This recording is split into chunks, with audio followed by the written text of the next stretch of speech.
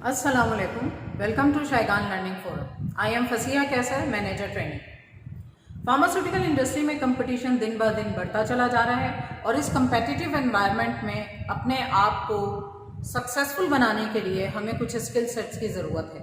We need to develop our skills, और वो the skills which are actually required in pharmaceutical selling are known as selling skills. Selling skills basically वो skills हैं जो हमें ये सिखाते हैं कि किस तरह से हम अपनी हर सेल्स कॉल को ज़्यादा इम्पैक्टफुल बना सकते हैं and how we could achieve the desired outcome which is definitely a prescription, और वो प्रिस्क्रिप्शन फिर सेल्स में कन्वर्ट होती है। Selling skill consist of basically 3 phases. The first phase is pre-call planning, the second phase is sales call and the third phase is post-call review.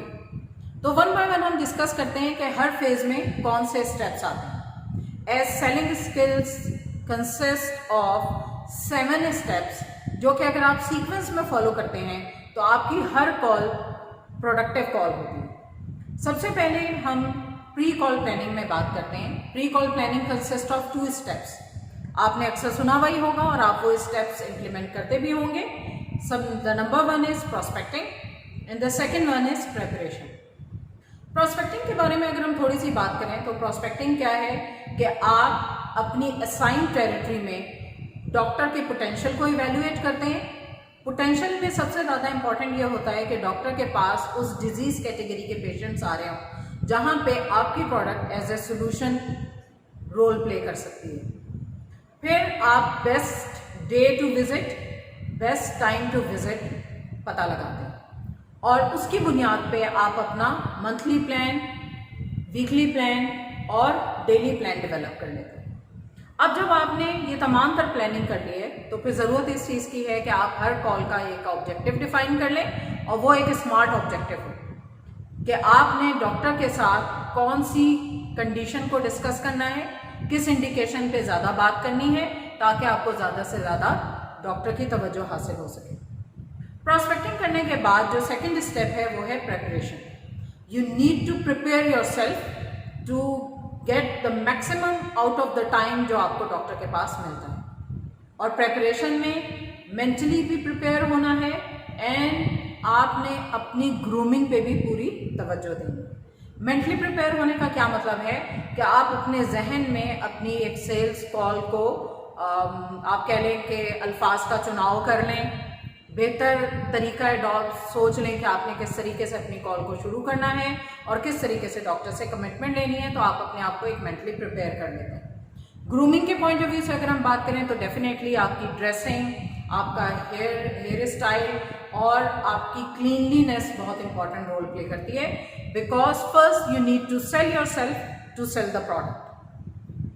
जब ये first phase complete हो जाता है, यानी आप प्रोस्पेक्टिंग भी कर चुके हैं, आपने प्रिपरेशन भी कर ली, तो आप second phase of selling process में एंटर होते हैं, which is sales call. Sales call के 4 स्टेप्स हैं। The first 1 is call opening, the second is presentation and handling customer responses, the last 1 is closing.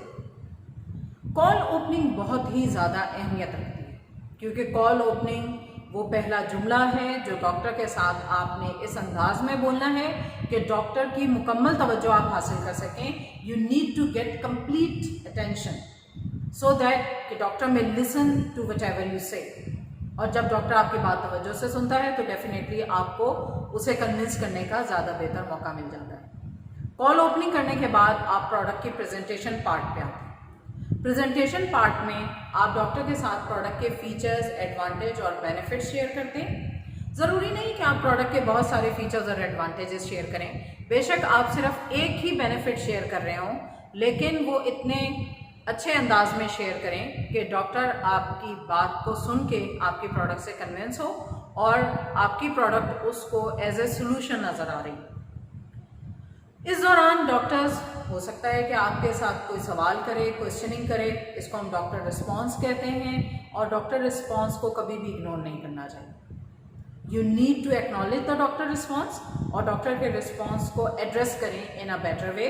आप उसको मुकम्मल तौर पे सेटिस्फाई करके आएँ, उसका जो भी सवाल है उसका वहाँ पे उसको मुनासिब जवाब दें, ताकि उसके जहन में कोई भी एम्बिग्यूटी ना रहे और वो आपसे और आपके प्रोडक्ट से satisfy. After doing all this 3 steps, final part of sales call आता है विच इज क्लोजिंग। क्लोजिंग में जो सबसे इंपॉर्टेंट बात है वो गेनिंग कमिटमेंट और टेकिंग कमिटमेंट है। आप डॉक्टर से कमिटमेंट लेते हैं कि वो आने वाले पेशेंट्स में आपके प्रोडक्ट को प्रिस्क्राइब करेगा, और अगर डॉक्टर इस बात से एग्री कर जाता है तो this is what you are there for, कि आपको प्रिस्क्रिप्शन मिले, सेल्स जनरेट हो और आपकी सेल्स इंक्रीज हो। क्लोजिंग करने के बाद जब आप डॉक्टर के चैम्बर से बाहर निकलते हैं तो last part of selling process start होता है which is post call analysis, यानी आपने अपनी कॉल को रिव्यू करना है कि कॉल ऑब्जेक्टिव अचीव हुआ या किसी भी वजह से कॉल ऑब्जेक्टिव अभी अचीव नहीं हो सका। आप थोड़ी देर के लिए अगर अपनी कॉल को रिव्यू करते हैं तो इसका फ़ायदा ये हो जाता है कि आप अपनी नेक्स्ट कॉल को इम्प्रूव कर लेते हैं बाय ओवरकमिंग एनी वीकनेसेस और इम्प्रूवमेंट रिक्वायर्ड, और आपकी हर कॉल अगली कॉल से ज़्यादा प्रोडक्टिव होगी। So by implementing the sequence of these 7 steps, prospecting, preparation, call opening, presentation, handling customer responses, closing and post-call analysis, you can develop selling skills and you can polish selling skills to improve your every next sales call. इंशाल्लाह अगली video में हम prospecting के बारे में detail से बात करेंगे। अल्लाह हाफ़िज़।